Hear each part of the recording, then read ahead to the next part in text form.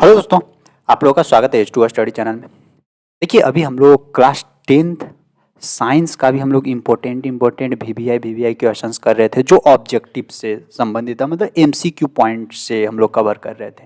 क्योंकि board exam में MCQ यानी ऑब्जेक्टिव क्वेश्चंस का वेटेज बहुत ज़्यादा होता है। अगर वो जितना पूछा जाए उतना कम्प्लीटली सही हो जाए तो आपका जो मार्क्स आ रहा था 70%, वो आपको 75% में कन्वर्ट हो जाएगा, 80% में कन्वर्ट हो जाएगा। इतना वेटेज होता है एमसीक्यू क्वेश्चंस का। ठीक है, तो जिसमें अभी हम लोग साइंस का एमसीक्यू क्वेश्चंस कवर कर रहे थे, जिसमें हम लोग फिजिक्स का यानी साइंस में जो एक टॉपिक होती है फिजिक्स यानी भौतिक, उसका कंप्लीट एमसीक्यू कवर कर चुके हैं चैप्टर वाइज। वो सब सारा चीज आपको प्लेलिस्ट में मिल जाएगा। ठीक है, तो जब साइंस में फिजिक्स का कंप्लीट हुआ तो उसके बाद अब हम लोग केमिस्ट्री को कवर करने वाले हैं। और केमिस्ट्री का भी यानी रसायन शास्त्र या रसायन विज्ञान का जो भी objective questions chapter wise important बन सकता है, वो सब सारा चीज आपको देखने को मिलेगा। ठीक है, तो आज का जो टॉपिक है, आज का टॉपिक हम लोग कवर करने वाले हैं यूनिट 1। जो आप साइंस खोलिएगा, क्लास 10th का साइंस खोलिएगा तो आपको चैप्टर 1 देखने को मिल जाएगा। चैप्टर 1 जो है वो आपका केमिस्ट्री का पोर्शन है, रासायनिक का पोर्शन, जिसमें आपका उस टॉपिक का नाम है chemical reaction and equation. First chapter का नाम है केमिकल रिएक्शन एंड इक्वेशन, जिसको हम लोग रासायनिक अभिक्रिया और समीकरण के नाम से समझते हैं। ठीक है, ये केमिस्ट्री का टॉपिक है। तो इससे जो भी board exam point of view से जो भी इंपॉर्टेंट बन सकता है ऑब्जेक्टिव क्वेश्चन, वो सब सारा चीज कवर करते हैं। ठीक है, तो देखिए आज का जो फर्स्ट क्वेश्चन है आपकी स्क्रीन पे, और इस टॉपिक से 20 गो एमसीक्यू क्वेश्चंस करवाएंगे और सारा एनसीईआरटी बेसिस पे। ठीक है ना। तो देखिए फर्स्ट क्वेश्चन आपकी स्क्रीन पे क्या बोलता है कि लोहा को जिंक से लेपित करने की क्रिया को क्या कहते हैं। देखिए मैक्सिमम जगह पे आप देखिएगा नहीं कि लोहा के ऊपर एक अलग प्रकार का दूसरे मेटल का एक लेयर चढ़ाया हुआ रहता है। ऐसा इसीलिए चढ़ाया हुआ रहता है कि लोहा में जंग न लगे, क्योंकि लोहा में अगर जंग लग गया तो समझिए खत्म हो गया। जब तक लोहा में जंग नहीं लगा तब तक वो बहुत मजबूत रहेगा, और अगर लोहा में जहां जंग लग गया तो फिर उसका स्थिति खराब होना शुरू हो जाएगा। तो लोहा के ऊपर जो जिंक का लेयर जो हम लोग चढ़ाते हैं, उससे लोहा तो सुरक्षित रहता है, लेकिन उस प्रोसेस को हम लोग क्या कहते हैं, उस प्रोसेस को हम लोग बोलते हैं गैल्वेनाइजेशन यानी गैल्वेनिकरण बोलते हैं। ठीक है ना, लोहा के ऊपर जिंक का एक लेयर चढ़ाना, उस प्रोसेस को हम लोग गैल्वेनाइजेशन बोलते हैं। तो ऑप्शन बी हो जाएगा इसका। नेक्स्ट, सिल्वर क्लोराइड का रंग क्या होता है। तो देखिए केमिस्ट्री है ना, तो यहाँ पे थोड़ा सा केमिकल फार्मूला, रासायनिक सूत्र भी आपको याद रखना होगा। सिल्वर क्लोराइड का रासायनिक सूत्र क्या होता है, AgCl। ठीक है, तो AgCl का रंग, कलर की बात कर रहा है, तो इसका जो कलर होता है कैसा होता है, श्वेत यानी व्हाइट सफेद होता है, उजला। नेक्स्ट देखिएगा, यहाँ पे एक हमसे बोल रहा है कि जस्ता यानी जिंक। ठीक है, जस्ता तथा तनु हाइड्रोक्लोरिक अम्ल की अभिक्रिया के फलस्वरूप निम्नलिखित में से कौन सा गैस बनता है, सी हमसे पूछ रहा है। देखिए जस्ता की बात कर रहा है, जस्ता को हम लोग Zn से डिनोट करते हैं, प्लस में तनु हाइड्रोक्लोरिक अम्ल को HCl से हम लोग डिनोट करते हैं। बोलता है कि ये दोनों जब आपस में रिएक्शन करेगा तो कौन सा गैस का निर्माण करेगा। तो ध्यान रखिएगा, ये जिंक क्या है, जिंक एक प्रकार का धातु है यानी मेटल है, और HCl एक प्रकार का क्या है, अम्ल है। यहाँ पे भी अम्ल लिखा हुआ है यानी एसिड है। ठीक है, अब यहाँ पे आपको कॉन्सेप्ट याद रखना है कि जब भी कोई भी धातु को कोई भी अम्ल में डालिएगा, चाहे किसी भी प्रकार का धातु हो, उस धातु को यानी मेटल को जब भी अम्ल में हम लोग डालेंगे तो वहां से जनरली कौन सा गैस उत्पन्न होता है, वहां से जनरली हाइड्रोजन गैस उत्पन्न होता है, और वो हाइड्रोजन गैस ऊपर उठना शुरू हो जाएगा और वो बुलबुल्ला के फॉर्मेट में रहेगा। ठीक है, तो इसको आपको याद रखना है। तो जस्ता एक धातु था, धातु जब हम लोग हाइड्रोक्लोरिक अम्ल के साथ रिएक्शन करवा रहे हैं, यानी धातु को जब अम्ल के साथ रिएक्शन करवा रहे हैं तो कौन सा गैस उत्पन्न हो रहा है, हाइड्रोजन गैस उत्पन्न हो रहा है। तो हाइड्रोजन बोले तो ऑप्शन नंबर सी हो जाएगा इसका करेक्ट। नेक्स्ट, तीसरा के बाद देखिए तो चौथा क्या बोलता है, निम्नलिखित में से कौन सा एक दहन अभिक्रिया यानी कॉम्बस्टन रिएक्शन। दहन अभिक्रिया जनरली कहाँ होती है, जहां पे आग लगा हुआ है, वही तो दहन अभिक्रिया होती है। तो देखिए जल का उबलना यानी पानी खौल रहा है, तो पानी के अंदर आग नहीं लगा हुआ रहता है, तो वहाँ पे पानी को खौलाते हैं अलग से हम लोग टेम्परेचर दे के, अलग से गैस जला के, अलग से लकड़ी जला के। तो जल का उबलना ये कंबस्चन रिएक्शन नहीं है। मोम का पिघलना ये भी कंबस्चन रिएक्शन नहीं है। पेट्रोल का जलना, हाँ, जो गाड़ी होती है ना, गाड़ी गाड़ी में आप देखिएगा कि पेट्रोल से गाड़ी चलती है, और पेट्रोल क्या होता है कि गाड़ी के अंदर जो इंजन होता है, इंजन में वहां पे उसका जलता है, पेट्रोल जलता है, पेट्रोल का कंबस्चन होता है, ठीक है। इसीलिए तो आप देखते होंगे कि वहां से धुआं निकल रही है बाहर। धुआं कब निकलता है? जब किसी चीज को आप जलाइएगा, जैसे लकड़ी को जला रहे हैं तो वहां से धुआं निकल रहा है, तो वहां से उसको भी बोल सकते हैं लकड़ी का जलना एक कंबस्चन रिएक्शन है। तो गाड़ी के अंदर पेट्रोल भी जल रही है, तो वहां से फिर आपको धुआं निकल रहा है। अब देखिएगा, अगर आपका गाड़ी में ज्यादा धुआं दे रहा है तो समझिए कि पेट्रोल कम जल रहा है, यानी पेट्रोल अच्छा से नहीं जल पा रहा, आपका इंजन में खराबी है। सिंपल, जैसे लकड़ी लकड़ी नहीं देखते, लकड़ी जब ज्यादा धुआं देने लगता है इसका मतलब लकड़ी बढ़िया से जल नहीं रहा है, और लकड़ी अगर पूरा बढ़िया से जल रहा है तो धुआं ही नहीं देगा। अगर लकड़ी से खाना बनाइएगा तो आपको सब कुछ आइडिया लग जाएगा, वही है कंबस्चन रिएक्शन, ठीक है। तो निम्नलिखित में से एक दहन अभिक्रिया, तो इसमें से कंबस्चन रिएक्शन कौन सा है? ये पेट्रोल का जलना, ये combustion reaction, option number C हो जाएगा इसका। नेक्स्ट 4 के बाद 5, देखिए साग सब्जियों का विघटित होकर कंपोस्ट बनना, ये किस प्रकार की अभिक्रिया का उदाहरण है? अगर आप रूम में रहते होंगे ना तो आपको आइडिया लग गया होगा। रूम में क्या होता है कि बहुत लोगों को देखिएगा कि खाना बनाने के लिए कुछ भी साग सब्जी काटेंगे तो कोना में रख देते हैं, झाड़ू लगा के कोना में रख देंगे, और वो बहुत दिन तक सड़ते रहता है, सड़ते गलते रहता है, तो वो एक तरह से कंपोस्ट बन जाता है, कभी कभी ज़्यादा गंध भी देने लगता है। तो वो किस प्रकार का रिएक्शन, वो ध्यान रखिएगा। जैसे जैसे आपका समय बीतेगा ना, वैसे वैसे वहाँ से हीट जनरेट होती है, उसके अंदर हीट भी जनरेट होता है वहाँ पे, लेकिन वो पता नहीं चलता हम लोगों को। तो उस प्रकार के रिएक्शन, फिर सड़ जाती है, फिर गंध देने लगता है, तो उस प्रकार के रिएक्शन को हम लोग ऊष्माक्षेपी रिएक्शन बोलते हैं। या नहीं तो अगर आपके घर में गाय बैल ये सब होंगे ना, तो वहाँ पे भी देखिएगा जो उन लोगों का गोबर रहता है, गोबर को कहीं एक जगह रखा जाता है, फिर वहाँ पे देखिएगा धीरे धीरे धीरे धीरे वो खाद बन जाता है। और वो खाद बन रहा है वो कौन सा प्रोसेस के थ्रू? वहाँ पे ऊष्माक्षेपीय अभिक्रिया हो रही है, इक्सोथर्मिक के नाम से, जिसको हम लोग जानते हैं, इक्सोथर्मिक इसको इंग्लिश में बोलते हैं। वहाँ से फिर जब खाद जब निकालिएगा ना, तो देखिएगा वहाँ वहाँ वाला जो एरिया है ना, वहाँ वाला क्षेत्र वो पूरा गरम गरम रहता है, उस कंपोस्ट खाद वाला क्षेत्र। तो उस तरह से आप समझ सकते, तो ये किस प्रकार का रिएक्शन है? ऊष्माक्षेपी रिएक्शन है। और आपसे हम यहाँ से क्वेश्चन पूछ रहे हैं, जब अगर आप कपड़ा साफ करते होंगे तो वहाँ पे ध्यान दीजिएगा कि आपके पास जो सरफ रहता है ना, चाहे जिस कंपनी का सरफ हो, उसको जब हम पानी में घोलते हैं तो वहां पे भी आप थोड़ा जरूर आइडिया लगाइएगा, हाथ अंदर डाल के ऐसे ऐसे पूरा हिलाते हैं, तो वहां पे आपको देखिएगा, आपको फील होगा कि वो पानी ज्यादा गर्म हो जा रहा है या वो पानी और ठंडा हो जा रहा है। यानी सरफ को पानी में घोलना किस प्रकार का रिएक्शन है? ऊष्माशोषी रिएक्शन या ऊष्माक्षेपी रिएक्शन? ये भी आपको कमेंट्स करके बताना है, ठीक है। तो इसका ऑप्शन बी हो जाएगा। नेक्स्ट 5 के बाद देखिएगा 6 क्या बोलता है? निम्न में से कौन सा उत्पाद लेड नाइट्रेट को गर्म करने पर प्राप्त होता है? देखिए, जब भी लेड नाइट्रेट PbNO3 का हॉल 2 होता है, तो जब भी लेड नाइट्रेट को आप गर्म करिएगा ना, तो यहाँ से जनरली जो गैस निकलता है नाइट्रस ऑक्साइड और ऑक्सीजन, ये दोनों निकलते हैं। तो इसका ऑप्शन नंबर डी बनेगा। 6 के बाद 7 सारा चीज याद कर लीजिएगा, ये आपके चैप्टर 1 से इंपॉर्टेंट क्वेश्चंस। निम्नलिखित में से कौन सा सही है? Na2CO3 × 5H2O, Na2CO3 × 10H2O, Na2CO3 × 7H2O, Na2CO3 × 2H2O।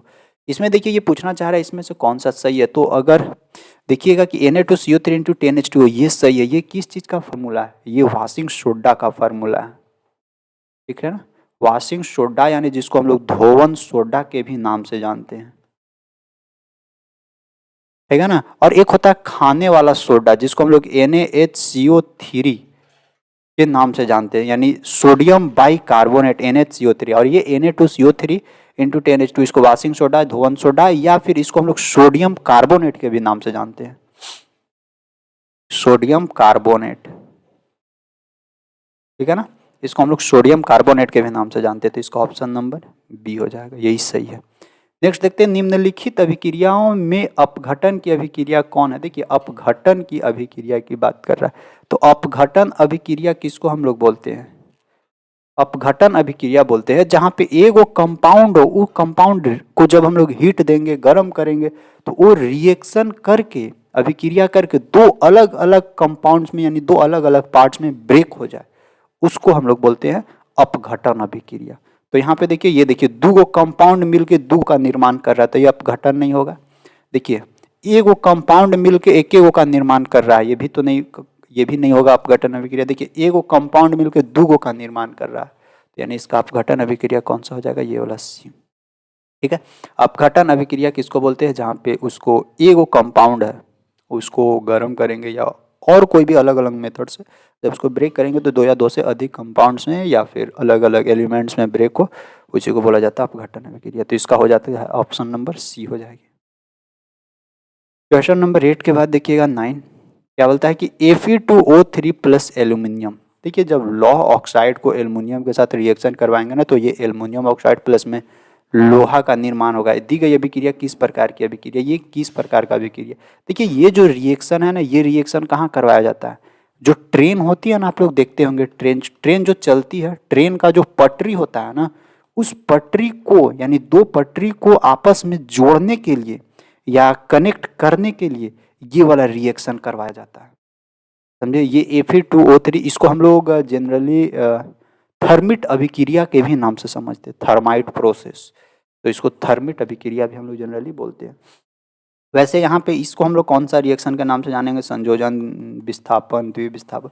तो यहाँ पे जनरली हम लोग इसको क्या बोलेंगे, ये देखिए ये एल्युमिनियम जो है, जैसे यहाँ पे फेरस ऑक्साइड था, फेरस ऑक्साइड के साथ एल्युमिनियम के रिएक्शन करवा रहे हैं, तो ये जो एल्युमिनियम है इस लोहा को हटा दिया और ऑक्सीजन के साथ अपना जगह बना लिया। तो देखिए ये एल्युमिनियम है, ये ऑक्सीजन के साथ आ गया, इस लोहा को साइड कर दिया, तो एक तरह से विस्थापित कर दे रहा है।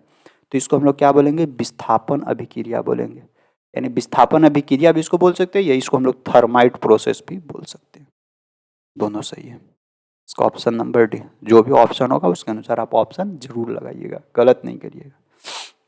9 के बाद 10, देखिए लौह चूर्ण यानी लोहा का चूर्ण है और तनु हाइड्रोक्लोरिक अम्ल डालने से क्या होगा, फिर से देखिए वही लोहा यानी फिर से धातु आ रहा है मेटल, और फिर से अम्ल, धातु और अम्ल जब आपस में रिएक्शन करेगा तो फिक्स है कि एगो तो हाइड्रोजन गैस उत्पन्न करेगा, क्योंकि धातु जब भी कोई अम्ल के साथ रिएक्शन करता है तो हाइड्रोजन गैस पक्का है कि जनरेट करेगा ही करेगा, और हाइड्रोजन गैस जनरेट करेगा और धातु अम्ल के साथ रिएक्शन कर रहा है तो एगो लवण भी उत्पन्न करेगा। यहाँ पे लवण प्लस में हाइड्रोजन गैस यानी एगो साल्ट है और हाइड्रोजन गैस उत्पन्न करने वाला, तो क्या होगा हाइड्रोजन गैस, ठीक है, और आयरन क्लोराइड यानी लौह है और हाइड्रोक्लोरिक अम्ल है, तो बिल्कुल सही आयरन क्लोराइड जनरेट होगा और लवण के रूप में रहेगा।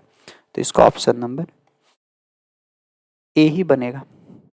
10 के बाद देखिए 11, श्वसन किस प्रकार का अभिक्रिया। सब लोग सांस लेते होंगे, डेली सांस लेते होंगे, तो जो सांस लेते हैं ना वो किस प्रकार का रिएक्शन है वो हमसे पूछ रहा है। तो सांस ले रहे हैं यानी ऑक्सीजन को साथ में ऐड कर रहे हैं, तो जब ऑक्सीजन को ऐड कर रहे हैं, क्योंकि जनरली यही ना करते हैं, सांस ले रहे हैं यानी गैस अंदर जा रहा है, ऑक्सीजन से आ रही है, अंदर से कार्बन डाइऑक्साइड बाहर निकल रहा है जब सांस छोड़ रहे हैं, तो ये जनरली उसको हम लोग उपचयन अभिक्रिया बोलते हैं।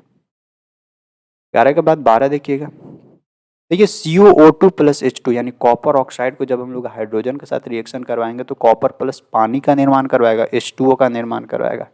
तो ये किस प्रकार का अभिक्रिया है, इस अभिक्रिया को हम लोग जनरली अपचयन अभिक्रिया के नाम से जानते हैं, ठीक है, क्योंकि देखिए यहाँ से हाइड्रोजन क्या है इस ऑक्सीजन के साथ आ गया और ये लोहा अलगे हो रहा है, तो जब ये जो कॉपर है, कॉपर मीन्स की लोहा नहीं बोलेंगे, उसको मेटल बोलेंगे, धातु, क्योंकि लोहा मीन्स आयरन हो जाएगा, Fe उसका सिंबल होता है, तो कॉपर है तो इसको धातु बोलिए। तो कॉपर यहाँ पे अलग हो गया और हाइड्रोजन फिर जाकर ऑक्सीजन के साथ मिल गया, मतलब एक होकर छोड़ा तो दूसरे के साथ जाके धर लेगा। इसका ऑप्शन नंबर बी रहेगा।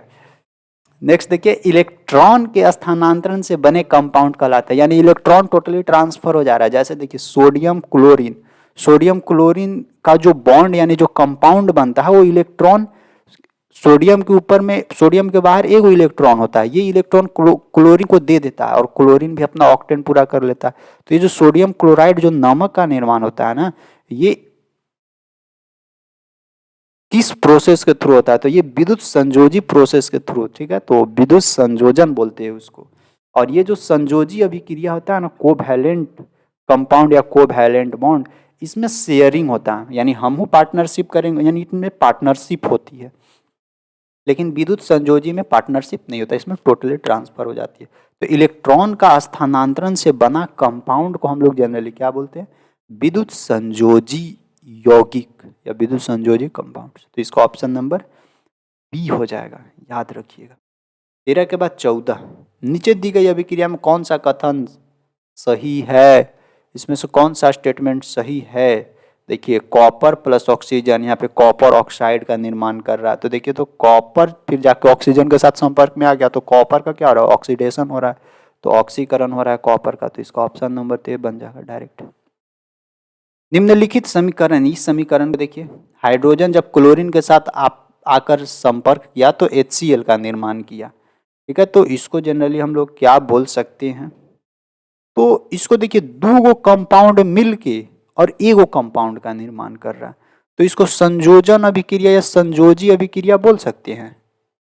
संयोजी अभिक्रिया ही बोलेंगे। हाइड्रोजन प्लस क्लोरीन जब आपस में निर्माण करेगा तो हाइड्रोक्लोरिक एसिड का निर्माण कर रहा है, यानी दो कंपाउंड मिलके एक का निर्माण कर रहा है। तो ये जनरली हम लोग बोलेंगे कि इसको संयोजी अभिक्रिया बोलेंगे। अपघटन अभिक्रिया में क्या होता था कि एगो कंपाउंड मिलके दो अलग अलग एलिमेंट्स या दो अलग अलग कंपाउंड्स का निर्माण करता था, यही कंडीशन है। तो इसका ऑप्शन 15 के बी हो जाएगा। 15 के बाद 16, निम्नलिखित में से कौन सा द्विविस्थापन अभिक्रिया है, यानी डबल डिस्प्लेसमेंट। डबल डिस्प्लेसमेंट में हम भी विस्थापित करेंगे और दूसरा भी विस्थापित करेगा, तो ये तो होगा नहीं, ये भी नहीं होने वाला, यही हो सकता है। देखिए, AgNO3 plus NaCl, AgCl plus NaNO3। देखिए, ये जो Ag है वो नाइट्रेट NO3 के साथ था, तो NO3 को हटा के Ag देखिए इस क्लोरीन के साथ आ गया, तो AgCl हो गया। और ये जो सोडियम था क्लोरीन के साथ, वो सोडियम किसके साथ चला गया? NO3 के साथ रिलेशन में आ गया। तो एक को छोड़ा तो दूसरा को धरेगा, दूसरा को उसको छोड़ा तो फिर पहले वाला को धर लेगा, ये सिस्टम। तो AgCl प्लस में NaNO3, ये बस अभी के समय में यही चल रहा है, डबल डिस्प्लेसमेंट, ठीक है। तो इसका ऑप्शन नंबर सी हो जाएगा करेक्ट। 16 के बाद देखिएगा 17, निम्नलिखित अभिक्रियाओं में से कौन सा विस्थापन अभिक्रिया, विस्थापन अभिक्रिया की बात कर रहा है, यानी ओनली फॉर डिस्प्लेसमेंट। यहाँ पे डबल डिस्प्लेसमेंट मतलब एक के बैठा के दूसरा को छोड़ा देगा, ये सिस्टम। यानी अपने तो है, ठीक है। देखिए, पहले रिएक्शन समझिएगा तब फिर बता। ये कैल्शियम, ये तो होगा नहीं। इसमें देखिए, तो ये कैल्शियम, ये हाइड्रोजन, ये कैल्शियम हाइड्रोजन नहीं, ये कैल्शियम तो हाइड्रोजन को हटा ही नहीं सकता है। फिर लोहा प्लस कॉपर, देखिए ये जो लोहा है ना, इस कॉपर सल्फेट से इस कॉपर को हटा देगा। क्यों? क्योंकि लोहा ज़्यादा पावरफुल है इस कॉपर के कंपैरिजन में, रिएक्शन के तुलना में। आज के समय में यही होता है, जो ज़्यादा पैसा वाला होता है वो कम पैसे वाले, जिसको किसी से प्यार हो जाता है ना, वो उसको हटा के और फिर अपना काम कर लेता है। यही कंडीशन है आज के समय में। तो यहाँ पे यही सेम सिचुएशन बनती है। ये जो लोहा है इस कॉपर सल्फेट से इस कॉपर को डिस्प्लेसमेंट करेगा, और ये जो Fe है इस SO4 के साथ सट जाएगा, और ये कॉपर बेचारा को अलग कर देगा। क्या है? क्योंकि Fe ज़्यादा पावरफुल था, ज़्यादा पैसा वाला था, तो ये SO4 के साथ तो सट गया, और ये कॉपर को क्या कर दिया? साइड लगा दिया। क्या? इसका ऑप्शन नंबर सी।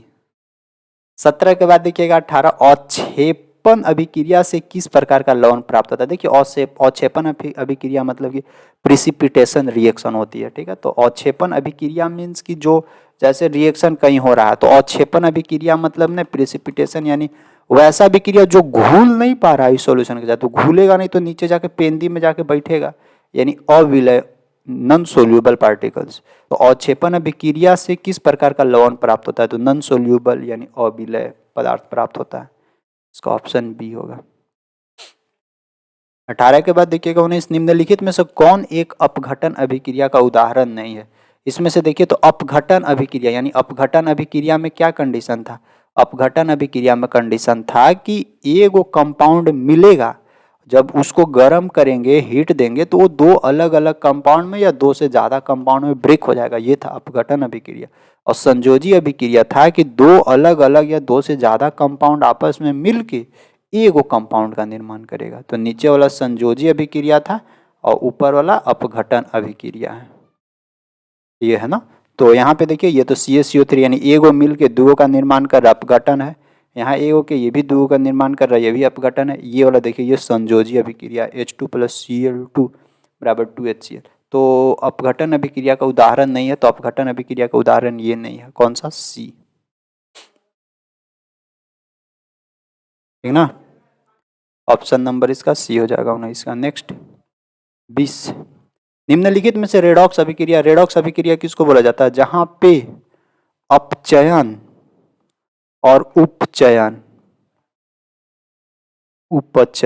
दोनों साथ साथ हो रहा है, मतलब अपचयन और उपचयन जहां पे दोनों साथ साथ होगा उसी को जनरली बोला जाता है रेडॉक्स रिएक्शन। तो यहाँ पे रेडॉक्स रिएक्शन जनरली कहाँ पे हो रहा है, किसके साथ? कैल्शियम कार्बोनेट, ये तो नहीं है। हाइड्रोजन, ये भी देखिए फर्स्ट वाला तो ये संयोजी अभिक्रिया है, नहीं संयोजी नहीं है। ये तो पीछे जो हम लोग पढ़े अपघटन अभिक्रिया है ये। फिर ये वाला संयोजी अभिक्रिया है, ये भी देखिए ये भी संयोजी अभिक्रिया है। तो रेडॉक्स अभिक्रिया कौन हो सकता है? तो ये calcium oxide plus 2HCl, calcium chloride plus H2O। यहाँ पे देखिए ये जो कैल्शियम है इस क्लोरीन के साथ आके मिल गया, ठीक है। और ये जो हाइड्रोजन इस ऑक्सीजन के साथ आके मिल गया, यानी हाइड्रोजन का एक तरह से ऑक्सीडेशन हुआ और कैल्शियम क्लोरीन के साथ मिल रहा है, यानी एक तरह से रिडक्शन हुआ। तो हो गया ऑप्शन नंबर इसका सी। बस यूनिट 1 से जो केमिस्ट्री का फर्स्ट यूनिट था या साइंस का जो फर्स्ट यूनिट था उससे 20 MCQ इंपॉर्टेंट जो हो सकता था आपको पूरा कंप्लीट करवा दिया, ठीक है। अब इसके बाद हम लोग जस्ट इसका जो नेक्स्ट यूनिट है, नेक्स्ट यूनिट को जस्ट कवर करने वाले हैं। तो वो भी सब और सबका जितना भी अभी कवर होगी सारा का, जैसे फिजिक्स का यानी भौतिक का एक अलग से प्लेलिस्ट बना दिए हैं, वैसे ही क्लास 10th साइंस केमिस्ट्री के नाम से एक अलग से प्लेलिस्ट बना देंगे। तो इसको भी सब लोग अच्छे से ध्यान से पढ़ लीजिएगा, लेकिन इससे पहले फिजिक्स वाला भी देखिएगा, फिर इसको भी कवर कर लीजिएगा, फिर इसके बाद बायोलॉजी का भी सीरीज आपको मिल जाएगी, ठीक है। तो जाते जाते सब लोग वीडियोज़ को लाइक करते हुए जाइएगा। क्लास कैसा लगा ये भी सब लोग एक बार ज़रूर कमेंट्स करके बताइएगा, ठीक है। Thank you, bye.